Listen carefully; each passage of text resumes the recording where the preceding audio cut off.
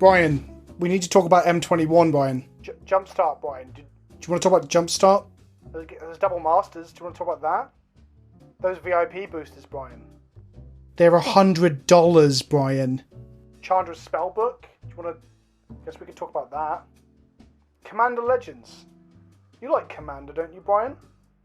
And then there's the Commander Legends Commander product as well. There's going to be like a Commander decks. There's probably going to be VIP boosters for that as well. Imagine if they're $200, Brian. Return to Zendikar, Brian? There might not be any Eldrazi. I hope there's not any companions. You're going to have to review those Planeswalker decks, Brian.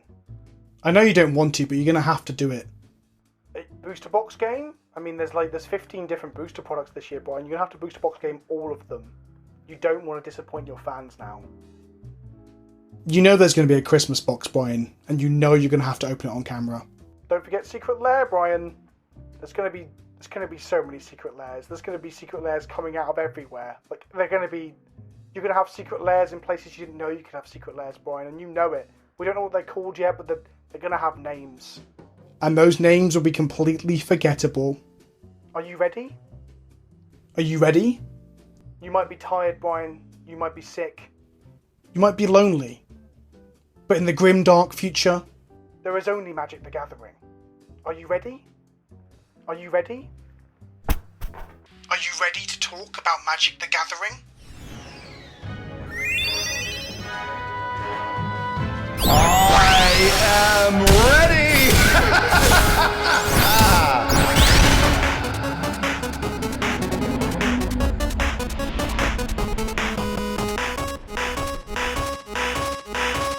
Hello and welcome to another episode of Dies to Removal. We are talking Corset 2021 today, a little bit of Jumpstart, and right off the bat, Vince, reprints. I'm so excited. Can you believe the reprints that they have here? It's surprising. It's incredible. We often complain on this podcast and on individual videos about the poor reprint policy, but Wizards of the Coast have kind of pulled out a lot of the stops this time around. And Fetchland reprints in the Corset at Rare. What a great place for that. I'm bowled over. No, that's not one of the stops they pulled out, Brian. No. No? So there are no Fetchlands in the Corset? No. Oh, okay. It's Double Masters then. They've put the Fetchlands in Double Masters. That's right? No. So they've said no. Are they in the $100 VIP packs? Are Fetchlands in the $100 VIP booster packs? We've been led to believe that they're not there either. But there are $100 booster packs coming. Oh, yeah, of course, Brian. Why wouldn't there be? But no Fetchlands there either, so... No.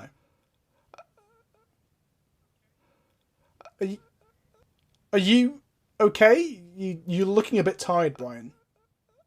I am a bit tired, Vince. I'm a bit tired. But even though it doesn't have Fetchlands in it, Corset 2021, it does look really awesome, doesn't it? I mean, that's my immediate thing is I think this might be... Would you agree with me if I open out just by saying this might be the best Corset we have had in over half a decade?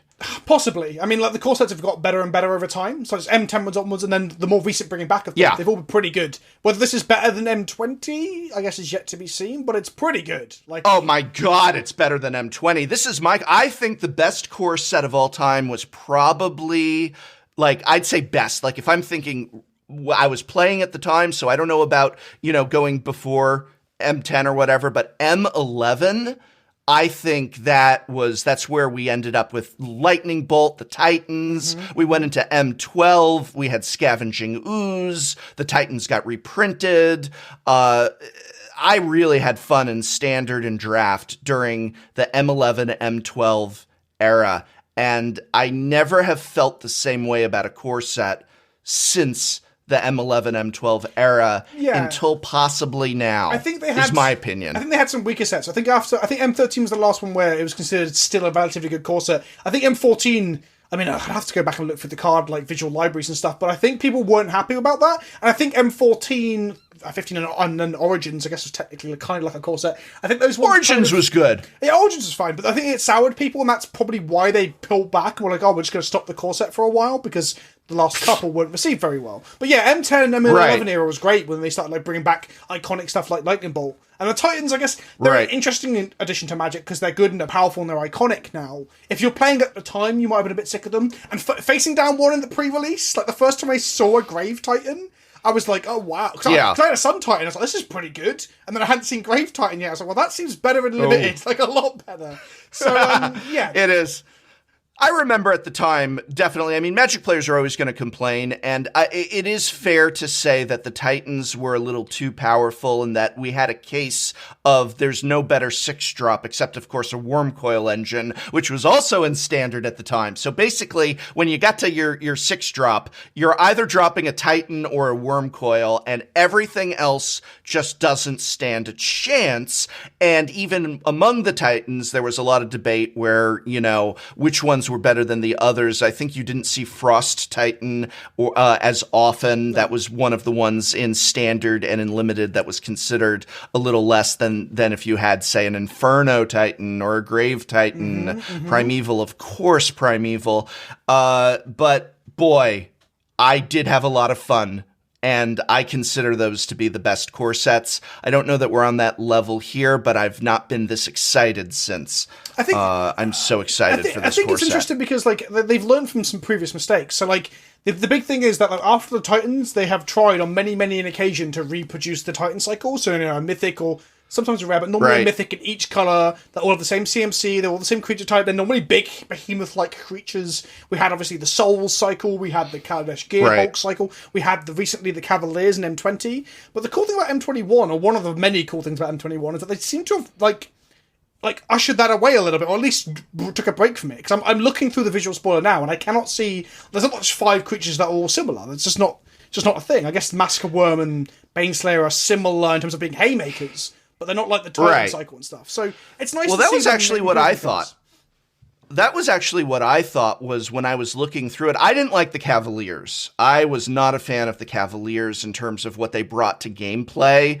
I liked the Gearhulks. I think the Gearhulks were the best case of them trying to recreate the feel and the power of the Titans with maybe being one notch down in terms of power. You could debate that. I mean, some of those Gearhulks even today are still, you know, things that you're going to want to have in your binder for possible decks. So they were definitely powerful. The souls of like Soul of New Phyrexia, Soul of Chandelar, or whatever it was.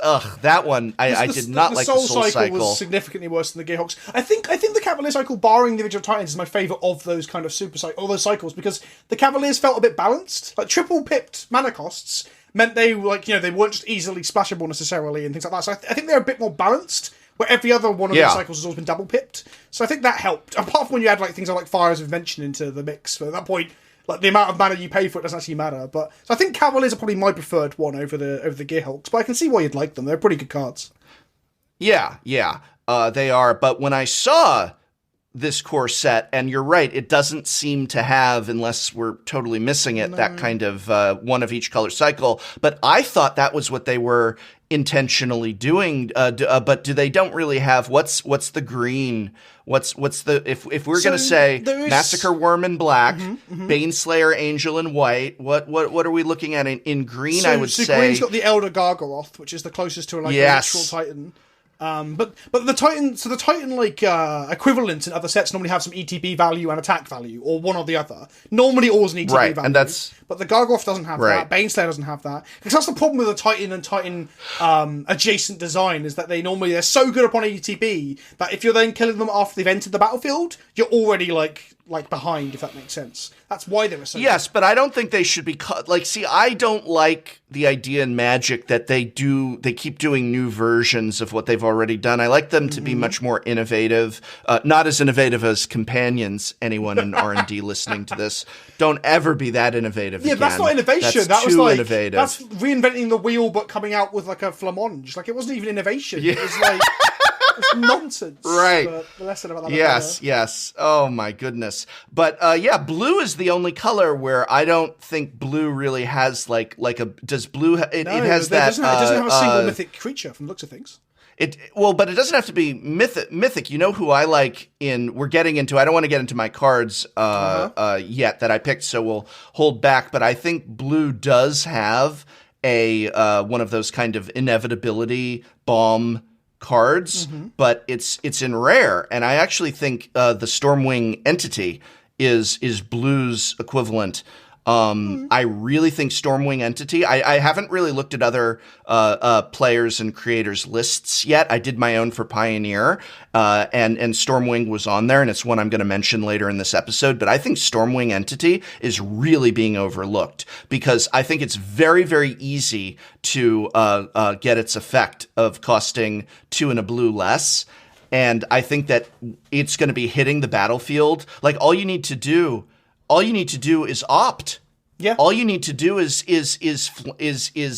one a 1 mana cantrip, and you can drop this thing so early. It turns your cantrips into it scries 2, not 1 but 2, which is great, especially if it's coming out early, and it has prowess. And if you wait just a beat and you don't bring it out on curve for the reduced cost, but you wait 1 turn, so you have 1 more mana open, you can protect it and have a mana open to protect it, which will then trigger prowess. So somebody tries to remove it, you can respond to that removal and trigger prowess. I think it's fantastic. We'll talk more about it when we get to that. I think the card is insanely good. Yeah. Like insanely good. So I definitely agree with that. I don't know if it's Titan good though. Like it's not a Titan, it's not Gearhulk. It doesn't eat the ETB of scrying 2 is nothing compared to things like Titans, Gearhulks, and Souls did, right? So I get that it's good, and I think it probably will see more constructed play than some of the Titan cycles we've seen, because I think the card is legitimately good. But it's not like when Massacre War enters the battlefield Unlimited. That's the end of this. Is not Massacre I guess I've just died then, and it seems like similar to like Baneslayer Angel, and I guess the Gargaroth's probably worse than them. The thing about the Gargaroth that bugs me, I'm gonna say it, the Gargaroth dies to removal. It does die to removal. It also dies to Urvo, right? Because nothing compares to Uro anymore. We have there's this thing that happened with the Titan cycle. Cards. I hate Uro so much. It's one of my least favorite cards. It's the worst card from Chaos Beyond Death. Worse than Thassa's Oracle for what it's done to Magic on the whole, I think. But during the Titan era, during the Thragtusk era, that period of time when they really ramped up the power level of enter the battlefield effects on cards, it had a lasting effect in Magic, where now we judge things upon, like, if we can't get value out of it immediately, it's probably not very good. And that's what everyone's been saying about the Elder Gargaroth. It's got like 3 keywords, it does 3 different modal things when it attacks or blocks. It's got some absurd abilities and keyword soup and everything. But because it doesn't have any immediate value, it doesn't compare to Uro or previous Titan sort of stuff, it's just already outclassed. And that's one of the things that kind of upsets me with the previous design, that maybe we edge away from a little bit here, who knows? Maybe we're on the downturn of power level, who knows? But yeah, it's just funny that you open this mythic bomb that might win you a limited game, and then it's just going to go in your jank folder and never ever be touched again. It's just not good enough. I would rather be dealing with Elder Gargaroths. I'm playing Elder Gargaroths as a rule of creature than dealing with and playing with Euros. Like if you're gonna say no, I would say less Euros and more Elder Gargaroths.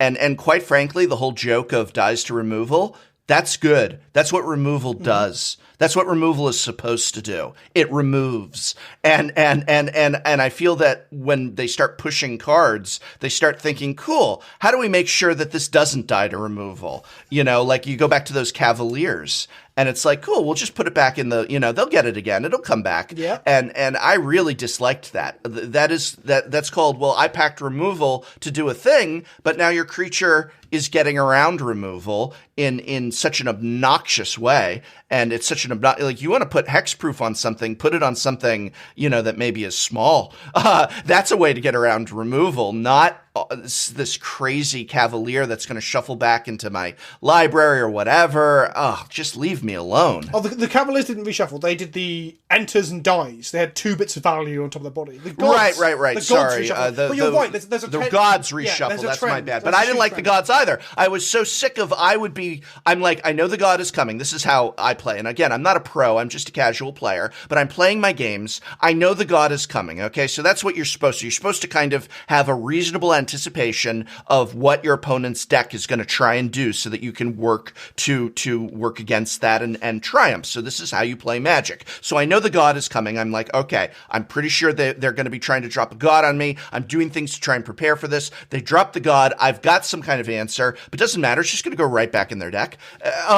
Just leave me alone. But it's the old, the design was making creatures better and better and better, and it's nice to see a set where it doesn't feel necessarily that way. And there's also very powerful spells in here, and some of the planeswalkers too. I mean, they're always going to push planeswalkers, unfortunately, and that's something you'll agree with me on as well. But yeah, and that's why I say that the Stormwing is such a cool card, because this is a card that encourages you to use that part of your brain I was just describing, which is think ahead. Oh, they might have removal. No problem. I'm going to be able to reduce the cost of this with something like an opt, and then I will still have mana available to protect it from the removal. And I see a huge difference between playing Magic, where you build into your play strategy things like, I better protect one of my creatures from removal with another spell, versus, the card just has it built in. I drop it, they destroy it, it shuffles into the library. It'll come back, no problem. It's not a thing. The Cavalier, I play it, I get an enter the battlefield, they remove it, I get to leave the battlefield. No problem. It's just built into goodness.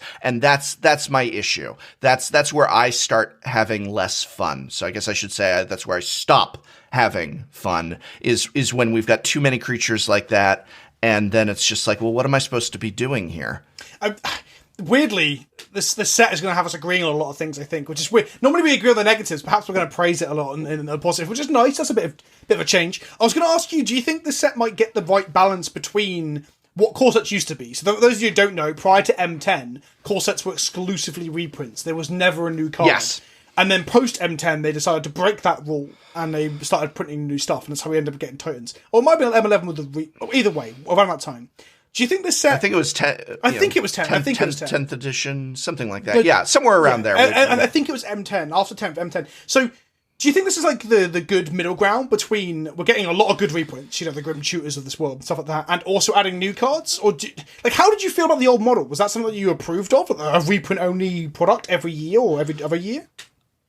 I mean, obviously, anybody who knows me knows I'm Mr. Reprint. I'm in favor of reprints, and I do think that there should be, this is why it's called the core set, because it's meant to be your core collection of cards that are like the foundation of the game, and that's all reprints. And as they make new expansion sets, they choose which cards from them to put in the core of the game, and they can change the core of the game from year to year through which reprints they reprint and select. And I really like that philosophy. In reality, I will acknowledge, even I, the reprint guy, Professor Sai, the reprint guy, I will acknowledge, reprints rule, I will acknowledge that they needed to have new cards as well in a core set to make it interesting and to incentivize purchase and play.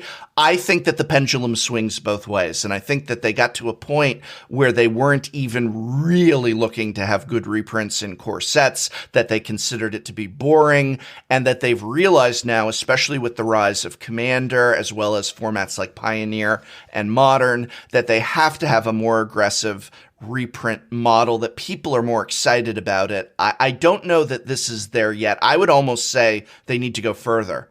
Okay. With reprints in a core set, but not by much. And one of the things about this that I really like is that, yes, we have a couple big name reprints, like obviously the Grim Tutor. Ugin, I'm actually more impressed with, and Azusa than Grim Tutor, because you could argue Grim Tutor is one of those artificially high cards. Yeah. It shouldn't be $200. You say that, but... Like, it just was in this weird set. It's a good card. But I think, cool card. 100%. I think the Grim Tutor reprint makes a lot more sense because they just needed to do one. Like, well, now it's been done, there's no way that card holds its own value at all because it's not a demand issue. Like, it's a... I've been talking about this a lot, like, even compared to, like, Imperial Recruiters and stuff of other sets where people are like, oh, it'll hold a similar value. It won't, because Imperial Recruiters are 4 of in certain Legacy decks. Grim Tutor is, on rare occasion, a 1 of in certain metagames in a Legacy deck, and that's it. It's not even that. It's not even the tutor you want for Commander. Like, you go Vamp and Demonic before you get to Grim, right? So yeah, you are right. It's not as good a reprint in terms of accessibility for people to play older formats like Azusa and Ugin, but Grim just needed one. It's weird to sit and be like, yes, finally, good job. But in reality, I don't want to be too pessimistic. But in reality, I'm like,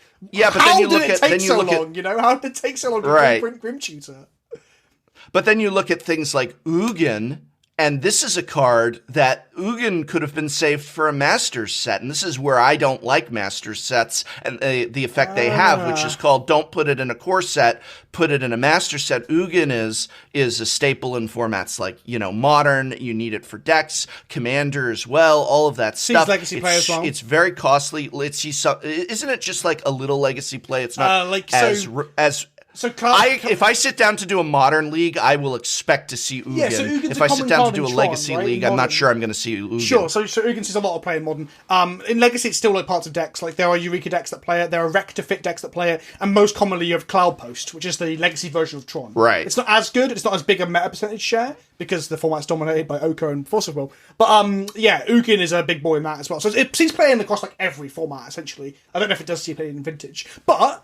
But as a counterpoint to what you're saying, I definitely agree that Ugin needed a mass reprint, right? Because it was just absurdly expensive. And what a place for it. What a great place for it. I disagree.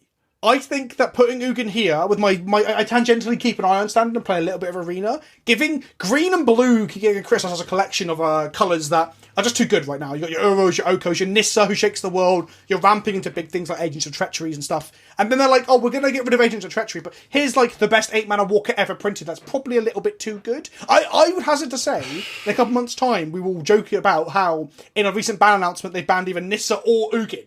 Because I think combined... Sure. That's too good. So I think Ugin is the only card I look at being reprinted and I'm like, is that really where we want to go with Standard right now? Because I couldn't agree more in that regard. I don't like Ugin as a card. I think cards like Ugin, and I'm going to be honest with you, I think cards like Ugin, Karn, the Titans like Emrakul, I don't think these are cards they should have made ever. They go in any deck, and as soon as you figure out how to hurry them into play, which is so doable even without Tron lands in a format, then you end up with some real broken stuff. It's, again, not fun to play against. I'm just speaking more from a health of the economy sort of thing. I'm not looking forward to playing against Ugin, nor am I looking forward to playing Ugin. I didn't like him when he was in Cons, even though he didn't have that much impact in Standard at the time, if I recall. But just in terms of a reprint, I'm really happy with Ugin. I'm happy to see cards like Ruined Halo, Containment Priest. Vince, they reprinted Containment Priest in this core set. Mm-hmm. It has this wild alternate artwork with the actual non-stretchy alternate art, which I'm so glad it's not that stretchy alternate art that I hate. It's been one day, I've already played with it in Modern, and I opened the alternate art today in my box as well, so I'll make it the booster. So, yeah. We'll get is there anywhere where we could see? Is there anywhere where we could see that footage of you opening it? I'll be opening it, but that's on the YouTube channel, youtube.com/PleasantKenobi. And yes, I do have a YouTube channel, Brian. You have a YouTube channel? I thought you just complained about things on Twitter for clout, for internet clout. That's the vast majority of the rest of the community. I actually make content. Yes. On that note, yeah, we'll come to Containment Priest later. I love Containment Priest, and it's one of my favourite reprints. I know you do, baby. But I think cards like Containment Priest and stuff like that are good reprints. I've been like shouting that card should have been in Modern since like prior to Hogak being printed. So that's great. Like, cards like that are great, and a lot of the new cards. I think Ugin may have been a mistake, but again, it needs a mass reprint. But this is where I was going with this. Surely the Ugin, then, we need big reprints of it. Could it not have been in the tangential set that doesn't put it through Standard? Because what we seem to be seeing now is every core set is attached to another... Not every core set, sorry. Every set is attached to another product. So Ikoria launched with Ikoria Commander. We've had Brawl alongside Throne. And now with M21, we've got a set that doesn't even share a thematic name with it or anything or any flavour. It's just Jumpstart, which is a draftable sealed deck product that just happens to share half its cards with M21 as well. So couldn't Ugin have been in Jumpstart but not M21? Would that have even been a reasonable reprint? Because I don't know how many Jumpstart boosters are going to be opened. I don't even know. It's hard to even determine these things. I know that there's a shortage of Jumpstart boosters. Is there? That they got. I think they got hit with production problems for the Jumpstart boosters. Oh. All I know is that I am always trying to get some kind of sample products from Wizards of the Coast and always failing.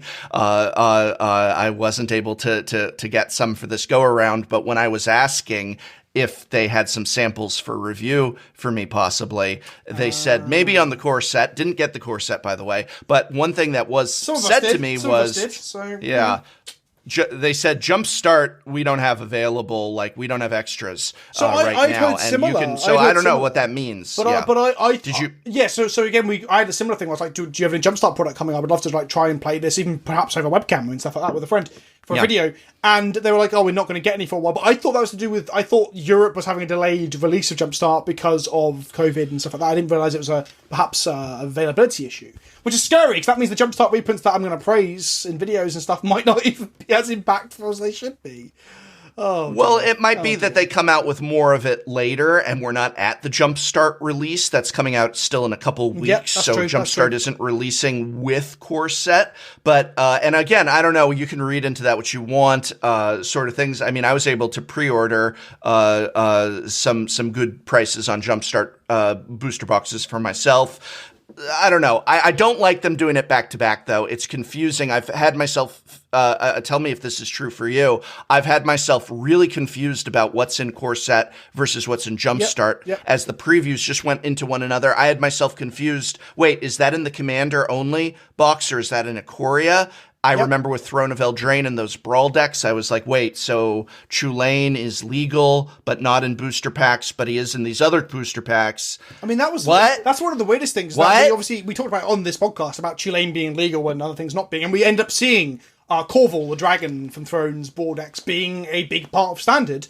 So that happened, and then we go to the next set. Well, 2 sets later, arguably, because I guess Theros didn't have one of these things. But then we get to Ikoria, where they have a Commander product where it's not legal in Standard, which, I mean, I get it now, because I make content about this and about it daily. But, like, in previous season, I couldn't figure out which one was which. I was talking on stream about a card being playable in a modern deck, and they're like, Vince, that's in the Commander product. And I'm like, well, I mean, I make these videos for a living, and I'm confused. So it's very easy to get confused. I mean, one of the other things that bugs me a little bit about this is that, like, I guess they're thematically connected in some ways, because there's several new goblins in this set, which we'll talk about more in the second half of this podcast, that I'm really excited for, and then there's some random good goblins in Jumpstart. So I, again, was talking on stream about, I can't wait to play these 2 cards together in Modern, and they're like, you can't do that, Vince. The Jumpstart card's only legal in Legacy. And I was just like, it's frying my brain. I can't... And that's the thing is we have complained about, is there too much product coming out? But I want to stress that what we're talking about here isn't an issue with too much product. It's an issue of confusion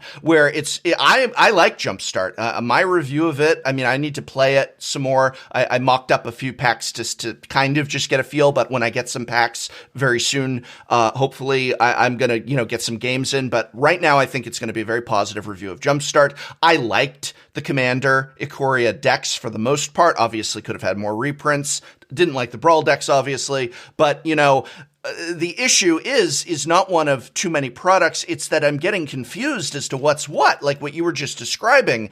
And I think that you used to be able to set your clock by the way Magic did things. It was clear. This is what is in a booster pack. This is what you get when you buy a booster box. This is what you get when you do this. This is when this comes out. Twice per year we have a dual deck. Once per year we have a From the Vault. And now it's like every week, oh wow, new product announcement. Oh wow, new product premium thing. Nobody knows what's what. And as they're having previews bleed into one another, I don't know what's in Corset versus Jumpstart off the back of my hand, and I don't think that's a good thing for the game. I think as players, both in franchised and casual, you should have a clear idea of what is what, and that has nothing to do with too many products, because if the products are selling, fine. But it has to do with maybe we should have waited a few weeks before talking about Jumpstart. It's messaging and noise, right? I always refer to it as noise. There's just a lot of noise from Wizards, like so much noise. And Secret Lair is part of the problem with that as well, because like in between each spoiler you'll have like a Secret Lair thing, and then like Chandra's Spellbook just came out, right? And that's just like flown under my radar. I want to pick one up, but I totally forgot it was even happening because it's A, COVID, and B, just like the constant bombardment of spoilers and stuff. And another thing was I misspoke in my video today saying I'd spoiled Baneslayer Angel, which I didn't, but it was in this boiler booster that I had for Jumpstart. So even I'm getting confused as to what I even got as a preview card, because it's all such a... Right. It's just, it's a lot. It's a lot. And I'd love to see... I always look through the comments of our episodes, and I'm looking forward to seeing the comment section for people to tell us, like, whether or not we're just being idiots, which is possible, because you are an idiot, and sometimes so am I.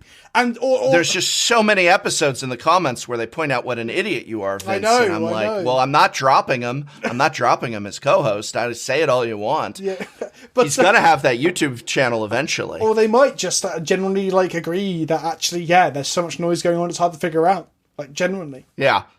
And I felt that the expansion symbol on the Ikoria Commander deck cards was very similar, or perhaps just not distinct enough to Ikoria. And I found myself, even with the cards in front of me, it just, I know they're different symbols, but they got, just my mind kept blending them together. I mean, I had people sarcastically tell me on Twitter, like, why are you finding this hard? They have different symbols. And I'm like, because it's not out yet. And therefore, I don't know which symbol is which for a start. There's a lot of layered information here. Like now, retrospectively, since Ikoria's been out, I can just about tell you, I can correct people on what's in Commander and what's not, or what was in Modern and what's not. Especially if you haven't seen those cards show up in those formats, I guess.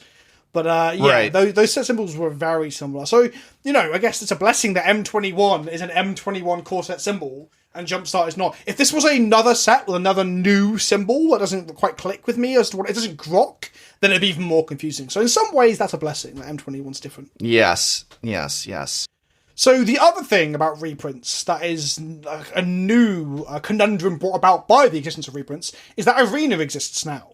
And Arena doesn't have an economy where you can sell excess cards. So when you open up the same card again, you either get gems or some progression towards your vault. I get confused as to which, because I just guess I'm really easily confused, to be honest. But I was going to ask you, Brian, like, how do you feel about the new card problem, where we're going to open more... The card in question is the temples. Everyone's already got temples from M20, and now when you open them in M21, they've made a recent announcement for a change. The change being that you won't open any of those temples in your packs until you've got all of the rares in that set.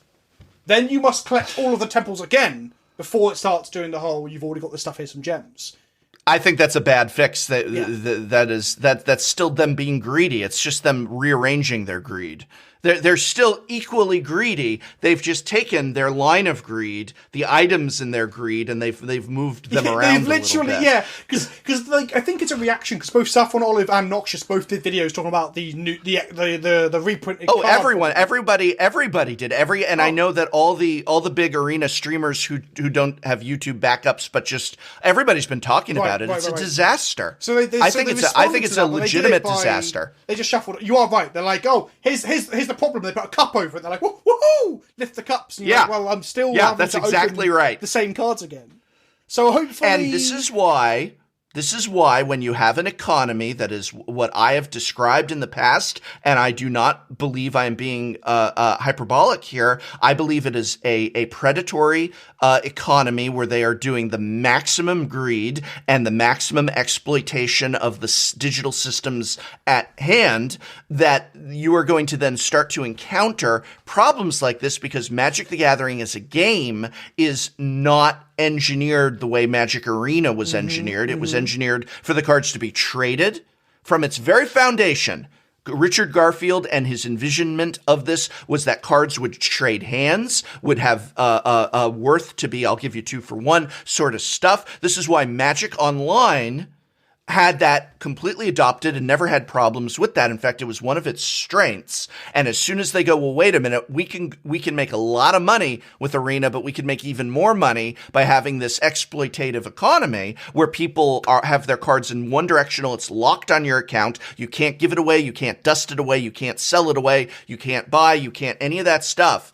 Well, then we're starting to have problems with the nature of the game. We need reprints in Magic the Gathering. We need the temples reprinted. Them reprinting Fabled Passage is another example. This is great at keeping Fabled Passage from becoming a $50 card a year from now, them reprinting it in a core set, because people are playing Fabled Passage in Commander and in Modern and all of that stuff as well as Standard. That's great, but for Arena-only players, it's not great, and that shouldn't be the case. And I think that they could do a solution to this where there are similar games that simply have the ability for you to, like not receive the duplicate card in your packs. Period. Period. I was thinking about recently where, like, I was thinking about, like, Magic the Gathering Online compared to Arena. You just struck my memory about this a little bit. Where, like, no one ever really complained about the economy of Magic the Gathering Online because it's basically a proxy of the economy in real life. Right? The cards are worth a certain amount and you pay for them and you can trade them.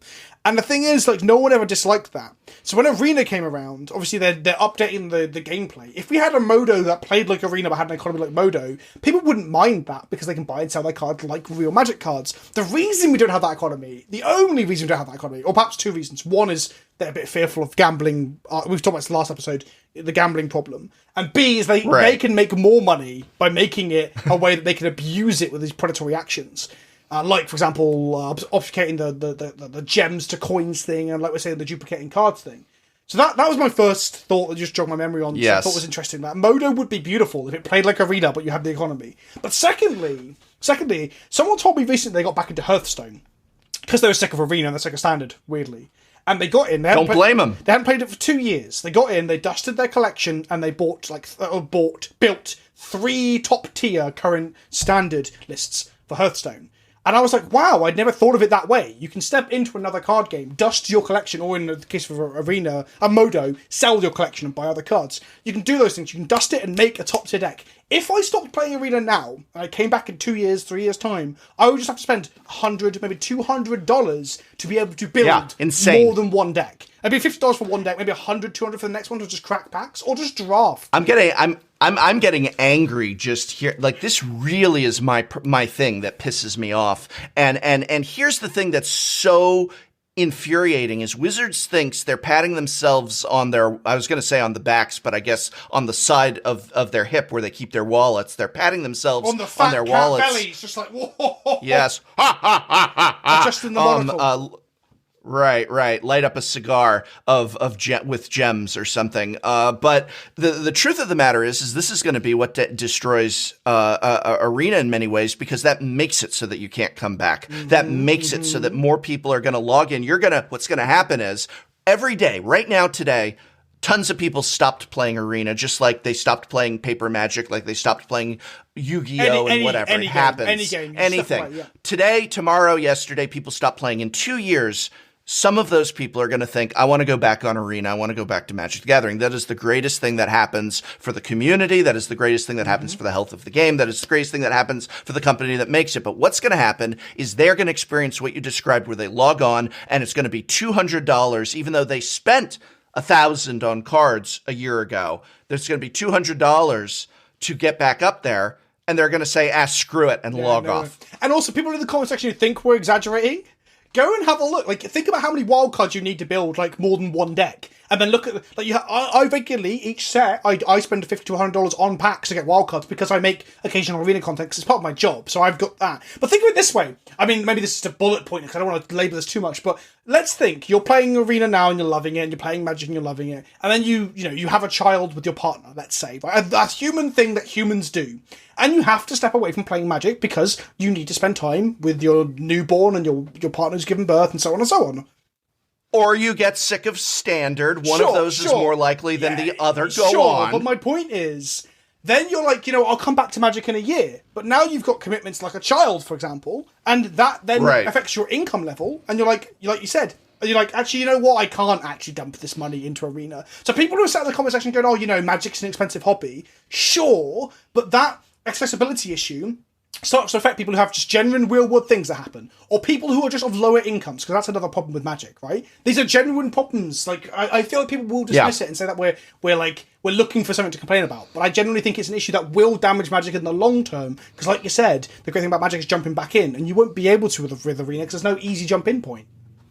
Right, I agree completely, and this is also something where we're going to start getting, like right now, what Arena has going for it more than any other factor, there's a couple other factors, but the number one factor that Arena has going for it is a big flashy interface. Mm-hmm. And we've said this before, if tomorrow Magic Online essentially had Magic Arena's interface, there would be no reason to play Arena. Mm-hmm. And nobody would want to, because what Magic Online offers in terms of being able to trade, buy and sell individual cards, that my cards have specific value on Magic Online and I can cash out.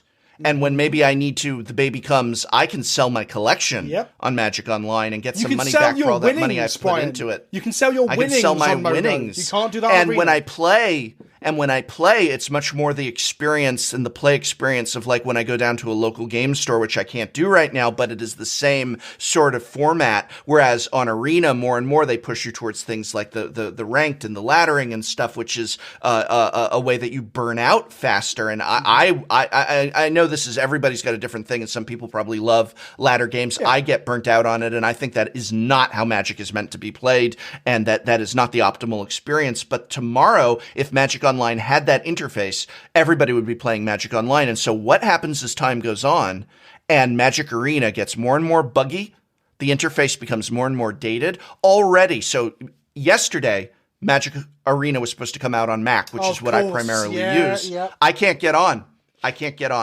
It's crashing. It's this. I hear after the rollout yesterday that tons of PC players are having tons of bugs and crashes that is possibly tied to them beginning to try and implement such a basic concept as cross-platform access. And this is what's going to happen. Arena was really spiffy when it emerged from its egg, but 5 years from now, it might be falling apart at the seams. And what happens then when you have all of these people who have put so much into it and the client has become something where the interface is not impressive anymore? Magic Online had issues with bugs, but I always could cash out. I could redeem my cards for paper cards if I wanted to. Anecdotally, I was streaming Arena on Monday night, and I was getting frame rate issues on a computer that can more than cope with Arena, but and I couldn't figure it out. I mean, it's just crazy. And you are right. I love hearing when somebody who has a computer that can handle whatever the the latest Assassin's Creed or whatever, or whatever the big game is with graphic requirements, and then they have trouble with Arena, and it's just like, are you kidding me? But I mean, and this is not a joke. This is true. But in all fairness, that also happens with Modo. I've had Modo crash, but at least if I get really sick of Modo, let's say I'm your average Joe, not the super handsome YouTuber, but I'm your average Joe, and I'm like, I'm sick of Arena. Sorry, I'm sick of Modo. I'm sick of Magic. I sell my cards. I get my money, and I walk away. If I get sick of Arena tomorrow and stop playing, I cannot get a penny back out of that. And that's like the gold standard of Magic in many ways. It's why Wizards won't reprint fetch lands. They want to keep them valuable for collectors. It's why the reserve list exists. Perhaps definitely a mistake, but maybe not in the eyes of certain people at Hasbro or Wizards. But it's the gold standard of Magic, and then Arena's just like, nah, we're gonna make you grind. But we've turned this episode into our Modo dice to Arena. We've done this episode already, Brian. We're just coming back. We've done it. But to be fair, we should come back to these every 6 to 12 months. We should. I think so, because there was a point, I said this in my 2019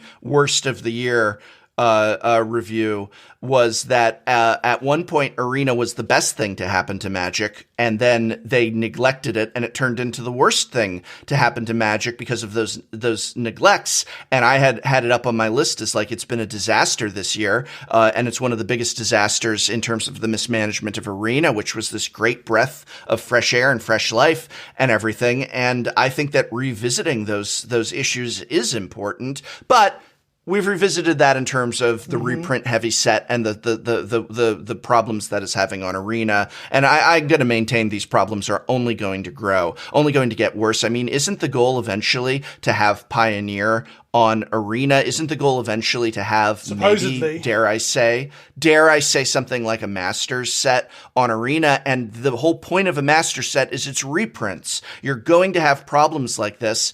And at this point, it's far too late to change the economy.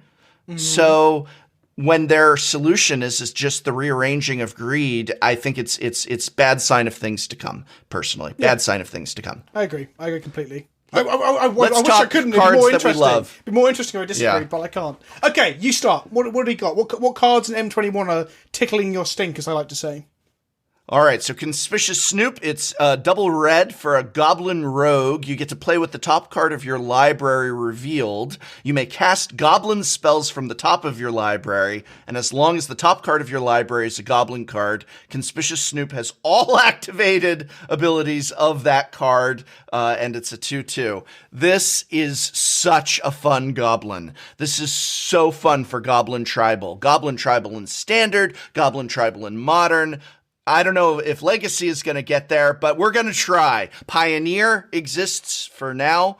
Brawl, I think, is gone except on Arena, which I can't get to load on my Mac, so I don't care. But Conspicious Snoop is such a great card. And I love the way that it's using Goblin cards in the way that other cards typically have used, like land cards, like play with the top card of your library revealed. If it's a land, you can cast that card and you just empty out your library. And Conspicious Snoop has the ability to do that with Goblins, as long as you want to be able to cast it, as long as you have the mana available, I should say, to be able to cast it. And getting all the activated abilities when you don't, it's almost like a pseudo cast. Like, you've got it. So if it's giving all Goblins +1/+1 in haste, and I ran out of mana, well, it's almost like it's on the battlefield anyway. No. It doesn't get static or global abilities or triggered abilities. It only gets activated. Oh, only activated abilities. So I can spend a red and that's still really good. It's still really good. That's right. Really activated abilities. Yes. Read it. Did you know that reading the card explains the card? Indeed, it does. I had this card on my top 5 as well. Like, you said about Legacy. I think this Legacy might be the card that this ends up like landing a home, because like Legacy Goblins has always been a tier like 2 1.5 deck, and that's the format where they generally play one-offs of Slim Gang Commander, Krenko.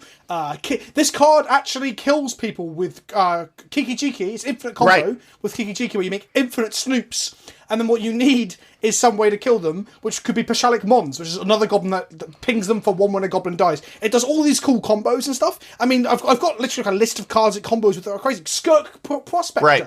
It allows you to then sack your bold for mana. And you mentioned about having haste.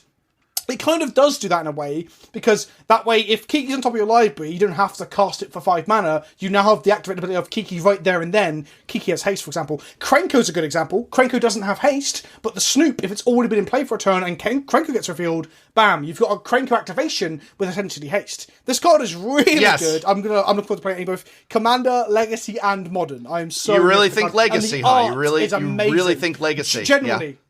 100%. There's so many good cards for Goblins in Legacy that have activated abilities. Like, I always play Lightning Crafter. Lightning Crafter taps to lightning bolt something. So just find on top of your library, bolt something. It's fantastic. So good. Just great stuff. Yeah, I'm so excited for this card. It's such a clever design, and I got to say, I love the artwork. I mean, that shouldn't be a factor in card evaluation, but what do I care? I love the artwork. No, I think it should. It's fun. Well, it's flavor. It's fun. It's flavorful. Just fantastic card. All right. Well, since I took your pick, what's your next pick? You said you don't have a lot of white cards. Okay. So let's go through. So I'm just going to get the obvious one out of the way first, which is Containment Priest. Well, but that's a reprint. That's a reprint.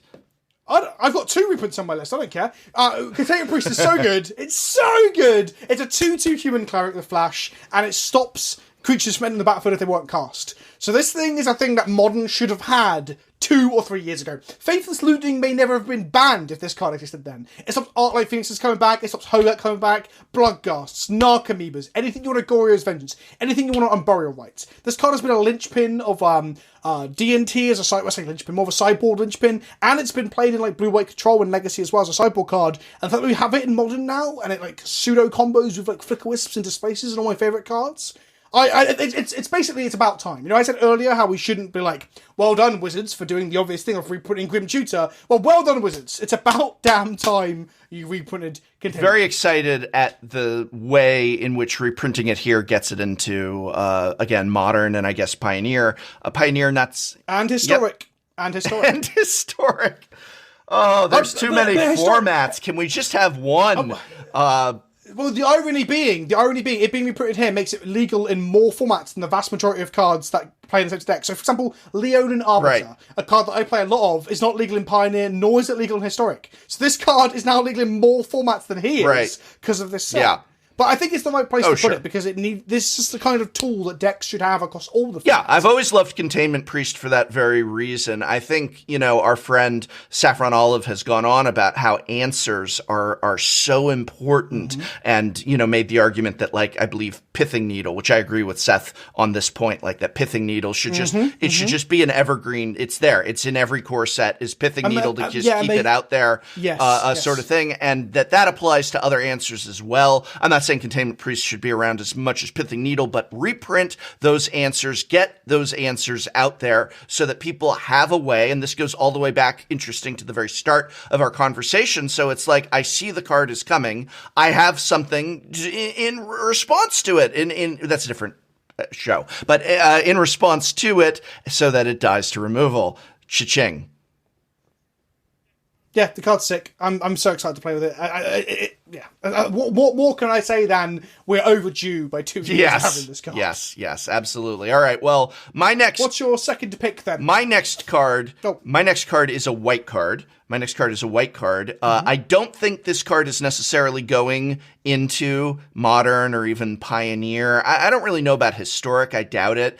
Commander is going to have fun with it. And I was thinking of you and our good friend Ari from Wizards of the Coast when I saw this card. I bet you already know what it is without me saying it. Just from saying that, I bet you know what card it is. Yeah. It's the card that I put on my list as my overhyped card. Oh, snap. You think Idol of Endurance is overhyped. All right, I'm going to begin by hyping it, and then you're going to tell me why it's overhyped. Right, okay, so we're actually talking about Mangara. Yeah.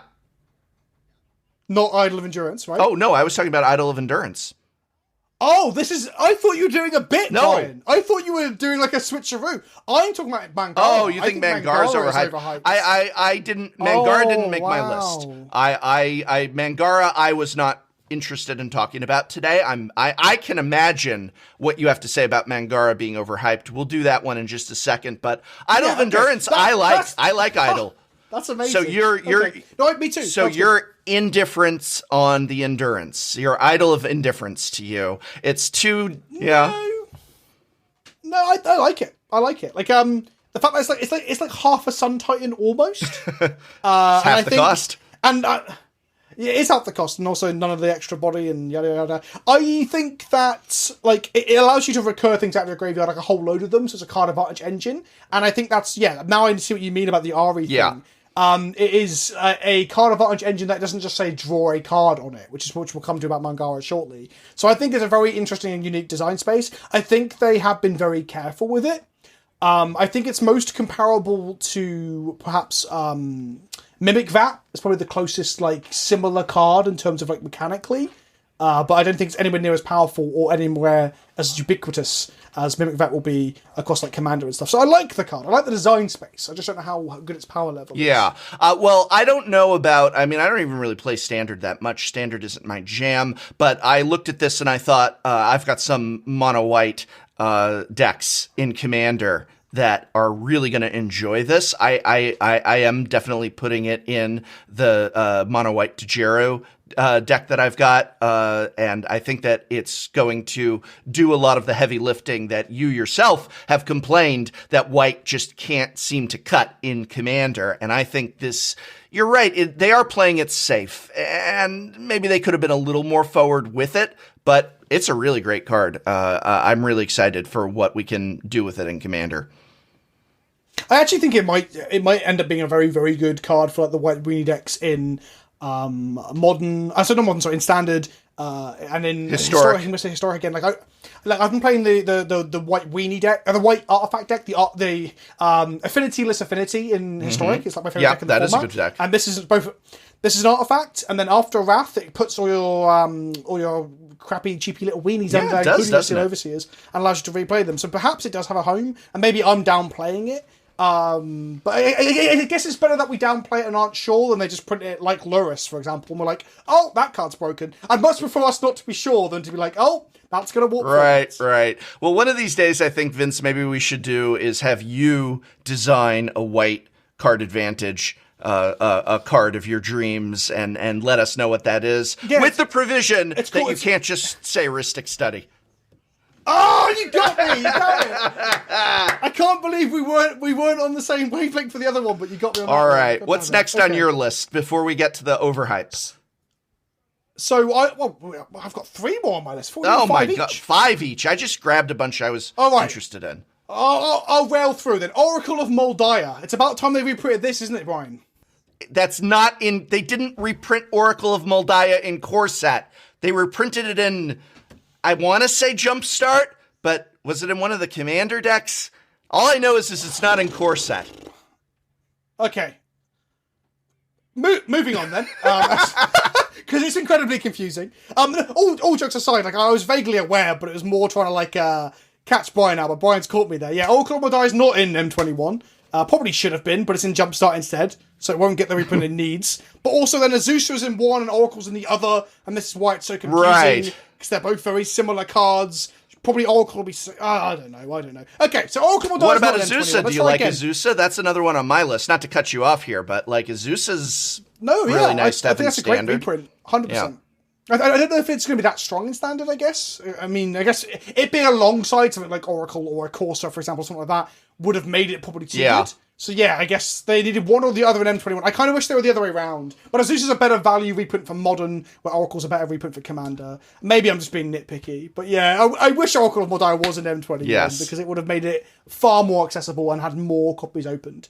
More seriously, though, I do have Sublime Epiphany. It's my favourite Commander card from the whole set. It's 6 mana. It has like 14 different modes. Oh, it actually has 6. Oh no, 5. I can't remember how many it's got. And basically when you cast it, you get to choose one or more. So you can have all the modes. Counter a spell, counter an ability, bounce a permanent, copy a creature you control, or target player draws a card. The reason I love it is because every set always has a 6 mana card that you would not play in any reasonable format.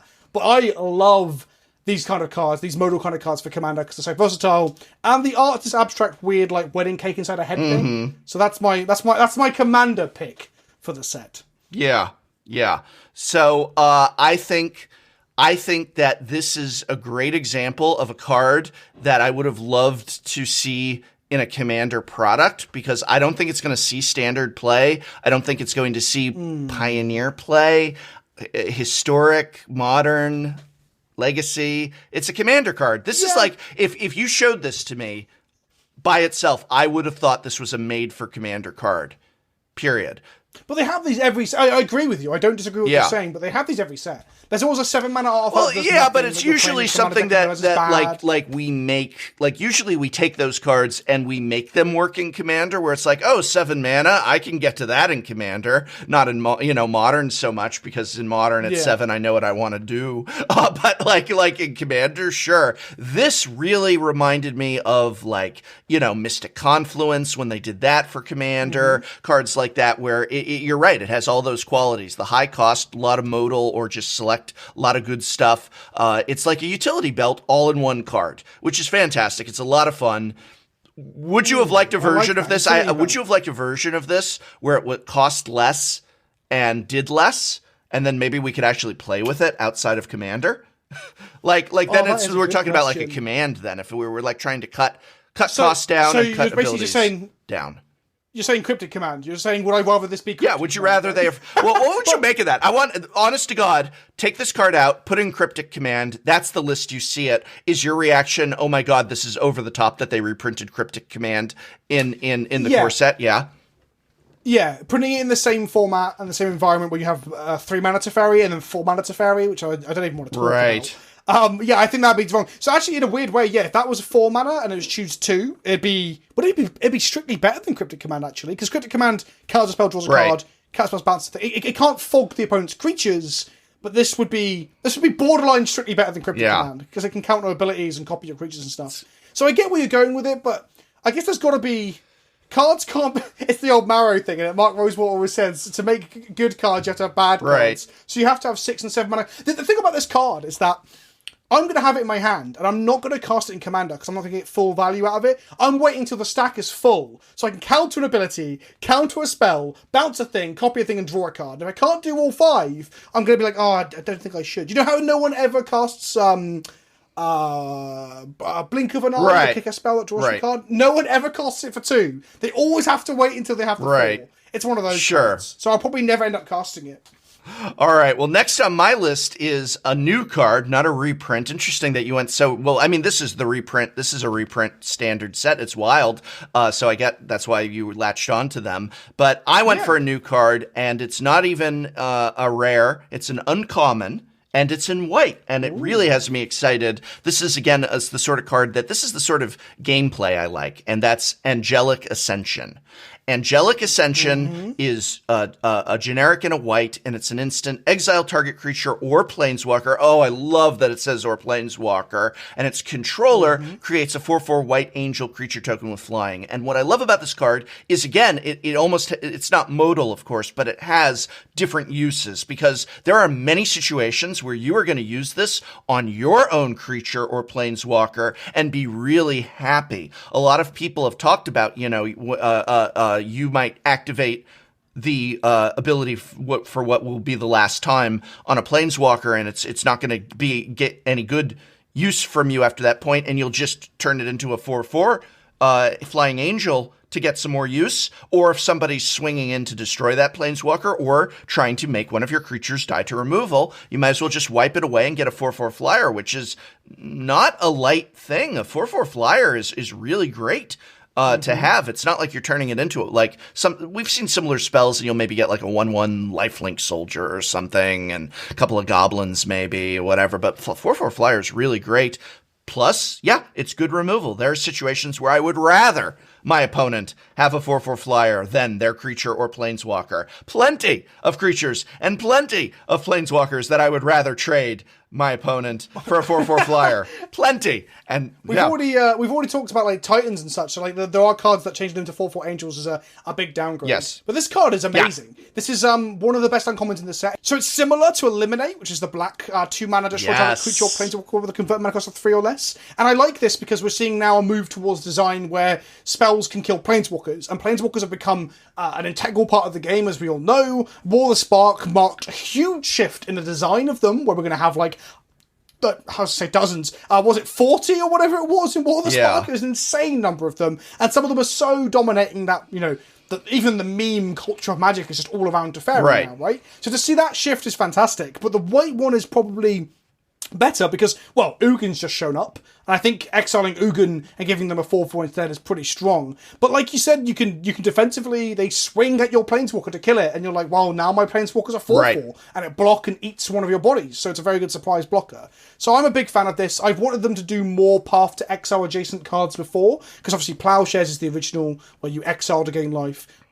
Path is the exile to get a card, and now we have, for 1 mana more, of course, exile and get an angel. I like that. I think, again, it's some interesting design space for white to have, where they give you something in exchange. Kind of like Generous Gift as well. Yes. So that whole staple of white's removal. Absolutely. So what do you got next on your list? Do you have anything that isn't just a reprint? Yes. Do you have anything that isn't just a reprint? So, I've said 2 non-reprints. You stole Snoop off of me. Doesn't count. And then you shrugged off Sublime Epiphany because you're like, well, it's not as good as Cryptic Command. Brian, you're becoming one of those players. Right. My last on my list is the new... So, some people might know from my YouTube channel, yes, I have one, yada, yada, yada, that I like Stuffy Doll. My first ever big video was me casting Blasphemous Axe with Stuffy Dolls in play and 13ing your opponent, or doubling the spell for 26 damage. They are printing a 5-mana 1/1 goblin that is indestructible. It has the Stuffy Doll clause, essentially, of when it takes damage, it damages your opponent. And, to add to it, it can fight a creature when it's untapped and not summoning sick. That is Brash Taunter. It's a fun card. And this is... Yeah, 100%. Like, the art, the flavour. It's another good goblin. We don't tend to get multiple good goblins in sets as well. So the fact that this is just another Stuffy Doll, I've got a plan to play this and Stuffy Doll. I'm going to play 8 Doll on my channel, where I look to get dolls into play and Blasphemous Act our opponents. Right. It's not going to be great, but it's going to be fun. So yeah, I love it. I mean, I'm going to play in Commander too. I already play Stuffy Doll in my Perforos Goblins deck. So this and the Snoop are both going into my Goblins deck. So yeah, a Brash Taunter is right up my street. It's a goblin, it fights, and it's got Stuffy Doll's claws in it. If only Blasphemous Act had been reprinted, then you could really have some fun. Whew. Yeah, I mean, doing that in Standard would be great. Like, maybe we will. Maybe in Blasphemous Act feels very much like the kind of card they would put into a Corset, doesn't it? Yeah. So I reckon, like, there's always probably M22. There you go. My 5 cards I want to see in M22. I'm already starting with Blasphemous Act. Thanks, Brian. There we go. Thanks for the free content. There we go. Well, my final card is a red card as well as a green card. We're in Gruul and talking Radha, Heart of Keld. And I really like that Radha, she's a 3/3 here, and she's only 3 CMC. So she's a generic, a red and a green. I really like that low cost. It immediately says to me playable, especially in like, a Gruul mid-range sort of build. What does she do? As long as it's your turn, she has first strike. You may look at the top card of your library anytime, and you may play lands from the top of your library. I just love being able to make sure that my draw isn't going to be a land if I have the ability to play a land, and we've got some other abilities. We talked about Azusa, and she works really well with that. She's in green, and so I immediately put these 2 cards together like that. And wait, there's more. I love when there's more. I can spend 4 a red and a green and give Radha +X till end of turn, where X is the number of lands you control, which is really wild for coming in with somebody with first strike or any effects that might add trample to her, which we've got some options for that. Really think this is a cool card. I really like aggro and those Gruul mid-rangey decks. I think that this is definitely going to go in there, and there's a lot of nice pieces already in play that are going to work with her. Yeah, she's sweet. When I read the second clause, the middle line, that's the one that got me the most excited, because I like lands-based decks. But the fact that it's on, like you said, an aggressive body is kind of unique.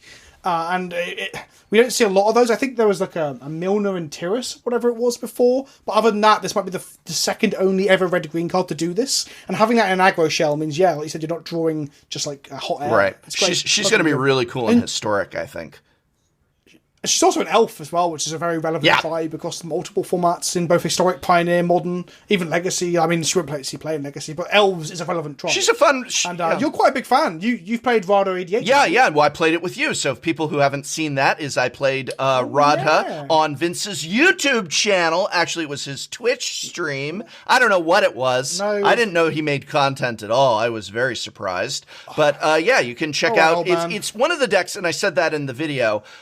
my Radha EDH, I think it's so underrated. I think people just look past her to Xenagos or something like that as commander. Where I'm talking about old Radha here. I don't know if I'd do this Radha as commander. I'd put her in my existing Radha deck, but I don't think that I would really want to highlight her as commander. But her second iteration, I think, is such an underrated commander. I've got a deck tech on it. Watch that deck in play on Vince's channel, linked here and in the description. Vince, tell me what you think is overhyped and why. Okay, I'm gonna do it. I'm gonna shoot the messenger or the olive branch or set it on fire or whatever. I think Mangara isn't that exciting. I got tagged a lot when Mangara got spoiled. I bet. Because I've been complaining that white is the worst colour for a long time. It doesn't have access to the card draw that any of the other colours do. It often gets the short end of the stick, yada, yada, yada. And then we got Mangara, which is cool that we're exploring a space where it gets to draw cards when your opponents are doing naughty things like attacking or being undiplomatic, shall we say. But I just don't think it's that good. Like... It's a 2/4 of life thing, so maybe you'll see a small amount of play in something like Standard or Historic somewhere as like a part of a control deck that wants creatures on board. But besides that, you might play it as your mono-white politics commander where you're trying to, politic your way through a game of Commander. But I mean, I can't see a situation where I'm going to include this in my 99 or 100 if you include companions in my 99. It's just, it's okay. It's just okay. Also, they did my boy dirty a little bit because...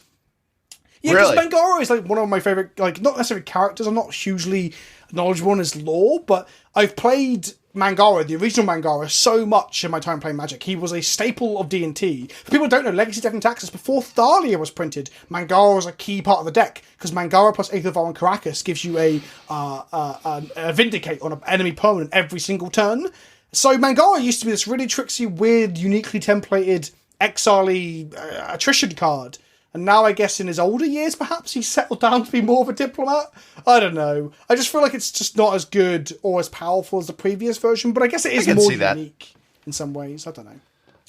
It was also one of the first cards that they previewed, and I think that people don't have high expectations for a core set to begin with, and that this kind of rolled out right away, and it was I think it's a very out the gates fun preview where suddenly it's you're thinking, whoa, what are we going to expect from this core set? So I think a lot of the hype around it might have been tied to forces other than what the card is actually realistically going to do and in terms of seeing play. I can hear you on that. I mean, Mangara, we were joking about whether or not I knew you were talking about it, and honestly, I had forgotten the card was in the set prior to today. I just was like, oh, it's not on any of my lists because I do lists for everything. I know I haven't done actual videos this time for every format I did Pioneer, but like I still look at every set and I'm like, all right, what do I think is modern, Pioneer, Legacy, Commander, and I'll see which ones I'll make videos. Mangara wasn't on anything. I think people will forget the card exists. Just forgot this card existed. In 12 months' time, I think people forget it exists. The other thing I want to just touch on before we move on to your one is that it. Don't pick I'm not. But it's about Mangara again. It's okay. Like we saw this unique white card as the preview, like you said initially. And then we saw the other white cards, which are mainly this sort of like counters, matters, dogs and soldiers sort of. No, let's say soldiers, like dogs and warriors theme a little bit. It's like it wasn't in any way a display of what the set will do to white. There are interesting cards, like the card we talked about earlier, the figure that brings back creatures from the graveyard. But yeah, Mangara was like completely left field compared to everything else in the set. So it's weird that they previewed everyone. Oh, white's changing. Like, well, not really. They're going to throw you one commander bone every set. That's what they're going to do, right. Which is fine. That's something. So, Ari, if you're watching this, someone's tagged him to this section. I appreciate you and what you're doing. I appreciate it's a shift towards change. I just don't think the card is as powerful as people are making it out to be. Yeah. So I've got a similar kind of feeling. It's a white card as well. And I think that this card is just so hyped because of, we were talking about artwork and the role it can play. I think people are so in love with the dogs v cats tribal element here in the core set. And this is a card with cats on it. And I think it is so overhyped and everyone is in love with it because of the art and the flavor is just mwah. But I just think this card isn't going to get anywhere, and that's 9 lives. This is like, you can use this section as the clickbait bit on Twitter. You can be like, yeah, but the professor hates cats. That's the right. That's the thing. So you don't think 9 lives is any good at all? Nah, what I didn't say it's no good, but I think that this is everybody's talking about combos with this, right? You know, we're thinking things like Solemnity and what have you. I've heard combos. There's like people are putting forth, and it's adorable. They're doing like a Johnny's 9 lives as a modern deck, you know, a Johnny's 9 lives, and it's like, no, that's not going to be a thing. You're just so excited over the flavor of this card, but it's not actually going to be a thing. And we already have our white combo in Pioneer, and no, this isn't going to unseat it. Our white combo in Pioneer is through the roof already. This is not unseating it. I don't really think it's going to augment it. Standard doesn't have the tools it wants with it, and I don't think that even if it did, that the current format, you know, and meta really is going to be that receptive to it. I really think that this is just such a great, like that artwork and what Paul has done. And I love Paul's work, and he's the sweetest guy in the world. Go check him out if you're on Twitter and follow him, because he's just wonderful people. And he did this thing on Twitter where he took out the central cat, and you could like put an image of your cat in the center. Amazing. Yeah, and some people were asking him. I think I'd have to go check, but like I think like he put out the high res, and people were replacing some of the in the cloud images with their face and other things. Like people are having so much fun with the artwork and the flavor of what it does, and that's great. I don't want to sour that. But I don't think a Johnny's 9 lives is going to be a thing in Modern, and I don't think this is unseating, you know, Heliod combo and Pioneer, and I don't think Historic wants this, and I don't think Standard wants this, and I don't think this is going in my Commander deck. The cool thing about the art as well, like, is that each of the cats are cats from Magic, right? So on the right-hand side, you've got Kemba, and then I guess a Johnny is bothering there somewhere, and then I think one of them might be the Leonin Titan or whatever his name is. That's cool. Oh, it's amazing. It's again, this is why it's overhyped, because it's just like, but we've had these cards, and you talk about we have that overpriced Commander card in every set. I think that like every set has this one card that has been constructed with the most amazing flavor. What was that card in Return to Innistrad that had 13 in all the imagery, right? Trodesciphobia? I could never pronounce it then, but yeah, I know that. Yeah, Triskaidekaphobia, so that's it. You look at but it didn't see play. It was brilliant. The artwork was brilliant. The flavor was brilliant. The wording was brilliant. It's this work of like, chef's kiss but it's not going to see play. And so that's why I say it's overhyped. Those build-arounds are great. They're wonderful. They're great for people like myself. That's my bread and butter. That's what my channel was built upon, was playing stupid cards that aren't really good enough. But you have a YouTube channel where you play stupid cards? Hang on. That's very fitting. That's very fitting. 9 Lives is not as bad as you're saying it is. I think 9 Lives will be a sideboard card in either standard or historic if a mono-red deck is good. Because, think of it this way, right? Yeah. Each creature that's hitting you is doing somewhere between 2 and 4 points of damage, and each burn spell is doing the same. So 9 counters is 9 times that. You're getting a bonus 18 life or similar, right? So this is a card that you can wait till you're on low life, you play, and it basically ekes you out another 10 to 20 life. I think this is legitimately... Like, think of it this way. Your opponent's hitting you with a 4/3 Anax, and they're sticking a... what's it called? The stupid equipment. What's it called? Embercleave on it. That only does 2 counters on 9 Lives, where in reality it would just murder you dead without this card. So I think this card is legitimately a potential sideboard card for either like White Weenie or perhaps Control, but Control wouldn't be able to close out the game quick enough to benefit from the life buffer this gives you. But like if you're a White Weenie aggressive deck, this could be the thing that allows you to not die in the burn matchups. So I think it could see some play. Well, Vince, I hope you enjoy playing with this stupid card on your stupid deck, stupid YouTube channel. I wish you luck. I wish you luck with that. But for me, I'm going to say it's overhyped. I'm going to say that if the artwork wasn't so cool by itself, if this card had been called 9 Steps, and it was a staircase, nobody would give a damn. If it was just a staircase and it was called 9 Steps. Look, some people are into steps, Brian. I'm not yucking anyone's yum. Some people are really into steps. Being stepped on. Right. The band Steps. The British pop band Steps. So knowing you and joking aside, knowing your YouTube channel and the fact that you just said being stepped on, I am going to right now end this episode of Dies to Removal before we go in a direction that I don't want my channel to go in. But if you like being stepped on or stepping on others, then you might enjoy Vince's YouTube channel until it gets removed. So go on over there. We're putting some links in there. Vince, where else can they find you? So I stream a minimum of once a week on twitch.tv/magic, where I stream primarily Magic and a few other bits of varied stuff too. I'm very active on Twitter, which is Pleasant Kenobi as well. Instagram, where I post a lot of little plastic men that I paint, Warhammer figures, over on Instagram. That's also Pleasant Kenobi. There's also a Facebook group, but they're the main ones. Twitter and Instagram for socials, and Twitch and YouTube for content. You play Warhammer? Nia of Wizards R&D, what are you doing in my office? I'm the white mana guru. Whenever someone loses faith in white, I magically appear. That must keep you pretty busy. Silence! Oh my goodness, you exiled Brian. Yep, gonna get a lot of high fives back at the mothership for that.